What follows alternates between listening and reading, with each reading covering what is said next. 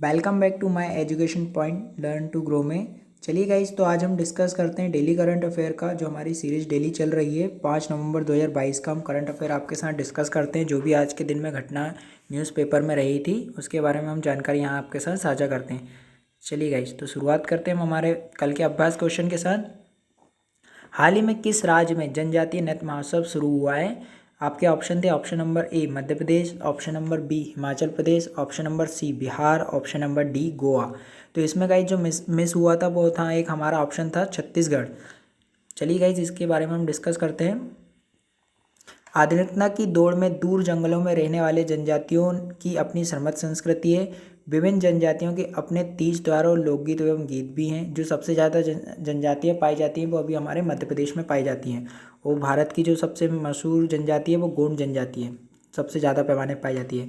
तो इन आदिवासियों की कला और संस्कृति को पहचान दिलाने के लिए मुख्यमंत्री भूपेंद्र बघेल, तो आप मुझे बताइएगा भूपेंद्र बघेल कहाँ के मुख्यमंत्री हैं, के नेतृत्व में राष्ट्रीय आदिवासी नृत्य महोत्सव का आयोजन छत्तीसगढ़ राज्य के 23वें स्थापना दिवस के अवसर पर 1 से 3 नवंबर तक किया जा रहा है। तो ये छत्तीसगढ़ में, एक तो आपके जब भी जो क्वेश्चन पूछा मैंने उसका आंसर तो यही मिल गया आपको कि भूपेंद्र बघेल जो है छत्तीसगढ़ के मुख्यमंत्री हैं।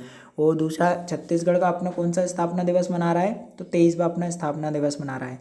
और राष्ट्रीय आदिवासी महोत्सव का ये तीसरा आयोजन है। महोत्सव का आयोजन राजधानी रायपुर के साइंस कॉलेज मैदान में होगा। तो इसका जो राइट आंसर होगा वो होगा हमारा छत्तीसगढ़, जो इसमें नहीं लिखा है। चलिए शुभारंभ करते हैं आज का हमारे क्विज से। तो पहला क्वेश्चन है, हाल ही में किसने पहली राष्ट्रीय प्राकृतिक कृषि मिशन की बैठक की अध्यक्षता की है? आपके ऑप्शन है option number A Narendra Singh Tomar, option number B है Bhupendra Baghel, option number C है Narayan Dutt, option number D है श्रीनिवास सिंह।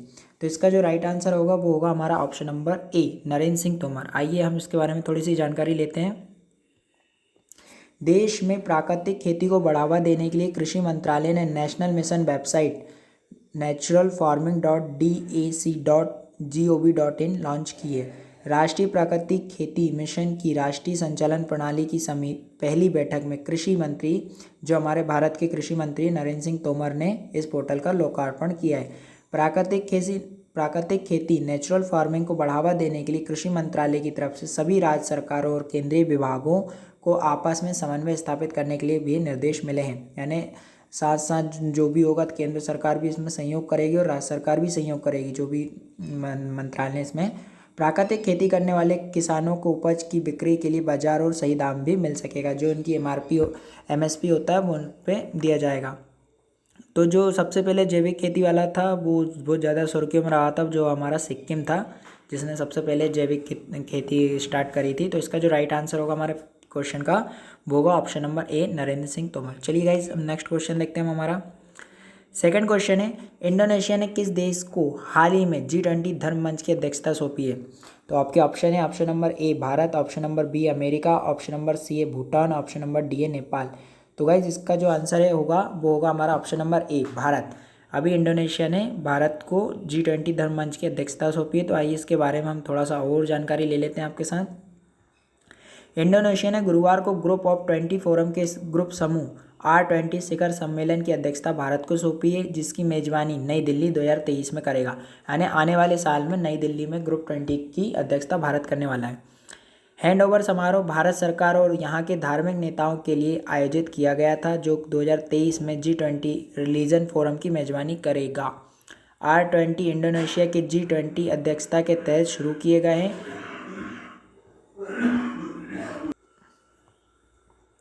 R20 इंडोनेशिया की G20 अध्यक्षता के तहत शुरू किए गए G20 कार्यक्रमों की एक श्रृंखला का हिस्सा है। यह इस साल 2 से 3 नवंबर इंडोनेशिया के बाली में वैश्विक नेताओं को जुटाने के लिए आयोजित किया जा रहा है। ये सुनिश्चित हो सके कि धर्म 21वीं सदी में समस्याओं के बजाय समाधानों के एक खुले और गतिशील स्रोत के रूप में कार्य करे। तो इसका जो राइट आंसर होगा वो हमारा होगा भारत, ऑप्शन नंबर ए इंडोनेशिया। जो अभी कंट्री साझा भी होती है वो स्टेट साझा भी करते हैं। आप मुझे कमेंट बॉक्स में बताइएगा इंडोनेशिया के साथ भारत के कौन कौन से स्टेट अपनी सीमा शेयर करते हैं, या इंडोनेशिया किस भारत के किस दिशा में पड़ता है। चलिए नेक्स्ट क्वेश्चन हम देखते हैं हमारा। प्रश्न है आपके लिए, किस राज्य में हाल ही में बाजी राउत राष्ट्रीय फुटबॉल टूर्नामेंट का उद्घाटन किया गया है? तो आपके ऑप्शन है option number A Maharashtra, option number B है राजस्थान, ऑप्शन नंबर सी है उड़ीसा, ऑप्शन नंबर डी है सिक्किम। तो इसका जो राइट आंसर होगा गाइज वो होगा हमारा option number C Orissa. Orissa में अभी हाल ही में बाजी राउत राष्ट्रीय फुटबॉल टूर्नामेंट का उद्घाटन किया गया है।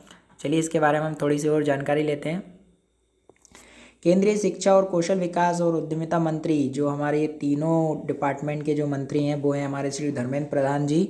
इन्होंने गुरुवार को उड़ीसा के ढेंकनाल जिले में बाजी राउत राष्ट्रीय फुटबॉल टूर्नामेंट का उद्घाटन किया है। जानकारी के अनुसार बता दें, केंद्रीय मंत्री प्रधान दोपहर के ढेंकनाल मिनी स्टेडियम में होने वाले उड़ीसा और सेंक्रे एफजी मुंबई के बीच होने वाले पहले मैच को देखने वाले हैं।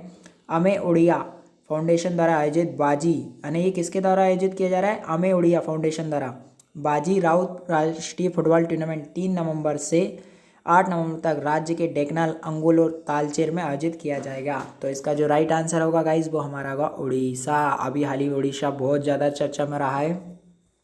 आए दिन इसमें कुछ ना कुछ स्कीमें और रूल आते रहते हैं, तो आप ज़रूर उड़ीसा के बारे में डिस्कस कीजिएगा। चलिए नेक्स्ट क्वेश्चन देखते हैं हमारा।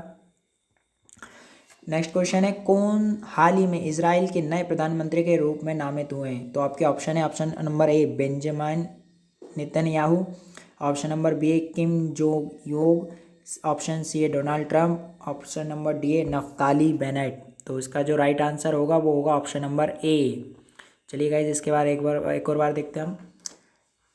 इजराइल के जैसे ताकतवर देश की कमान एक बार फिर बेंजामिन नेतन्याहू के हाथ में होगी। नेतन्याहू के नेतृत्व वाली दक्षिणपंथी दलों के गठबंधन में संसद में बहुमत हासिल कर लिया। इस गठबंधन ने 120 सदस्यीय संसद में 64 सीट जीतकर बहुमत हासिल करा, यानी 120 में से 64 सीट इनको मिल गई थी, तो उन्होंने बहुमत हासिल कर लिया।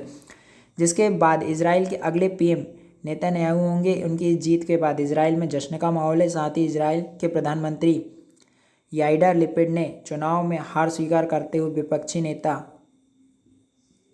बेंजामिन नेतन्याहू को फोन की जीत बधाई दी है। पीएम मोदी समेत देश के तमाम बड़े नेताओं ने भी जीत की बधाई दी है।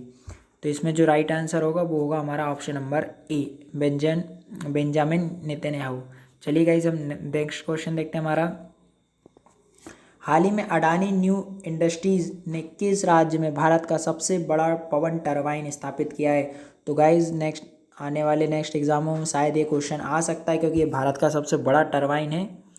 आपके ऑप्शन नंबर हैं, एक सेकेंड गाइज, आपके ऑप्शन है option number A Bihar, option number B है गुजरात, ऑप्शन नंबर सी है Madhya Pradesh, option number D है हिमाचल प्रदेश। तो ये जो सब भारत का सबसे बड़ा पवन टरबाइन है ये हमारे गुजरात श्री प्रधानमंत्री मोदी जी के राज्य में लगाया जा रहा है। आइए इसके बारे में हम थोड़ी जानकारी लेते हैं। देश की सबसे बड़ी शक्तिशाली विंड टरबाइन गुजरात में कमीशन की गई है। मुद्रा तट रेखा के ऊपर 200 मीटर लंबा खड़ी भारत की सबसे बड़ी पवन टरबाइन है। जनरेटर WTG गुजरात भारत में कमीशन किया गया है।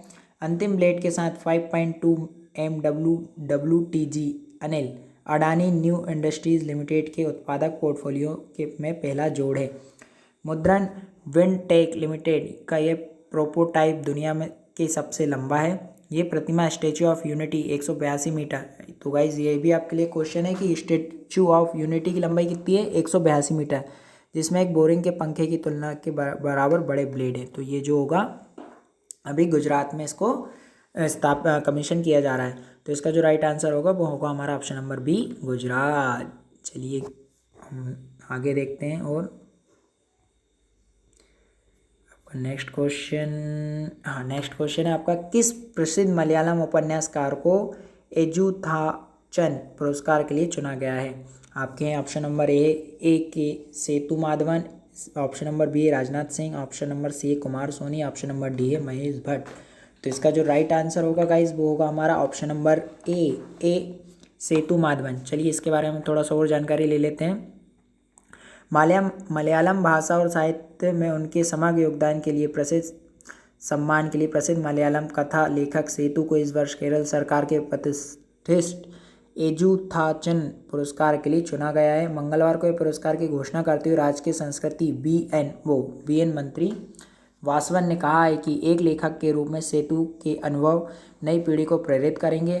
उन्होंने कहा है कि आंदोलन और प्रवृत्तियों की परिभाषाओं से परे खड़े होकर साहित्य के आधुनिकीकरण पर ध्यान केंद्रित किया है। पेशे से एक बैंकर 80 वर्षीय प्रसिद्ध कृतियों में पांडव पुराण, अत्यलंगन उपन्यास है जो उनका, पेटी सौवल्लंघन और सेथुविंते कथकल लघु कहानी शामिल है। सेतु उपन्यास और लघु कहानी दोनों के लिए केंद्र साहित्य अकादमी पुरस्कार और केरल साहित्य अकादमी पुरस्कार के प्राप्तकर्ता भी हैं। तो इसका जो राइट आंसर हो जाएगा वो हमारा होगा ऑप्शन नंबर ए, सेतु माधवन। चलिए गाइस नेक्स्ट क्वेश्चन देखते हैं हम हमारा। हाल ही में भारतीय सेना ने कहाँ पुष्पांजलि समारोह आयोजित किया है? तो आपके ऑप्शन है, option number A Mumbai, option number B है दिल्ली, ऑप्शन नंबर सी है श्रीनगर, ऑप्शन नंबर डी है गुवाहाटी।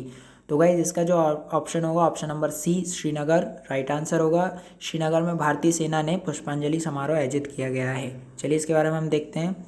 श्रीनगर अंतर्राष्ट्रीय हवाई अड्डे पर कश्मीर युद्ध स्मारक के संरक्षण पर भारतीय सेना के पहले परमवीर चक्र मेजर सोमनाथ शर्मा पीवीसी मरणोपरांत के सम्मान में भारतीय सेना द्वारा एक पुष्पांजलि समारोह आयोजित किया जा रहा है।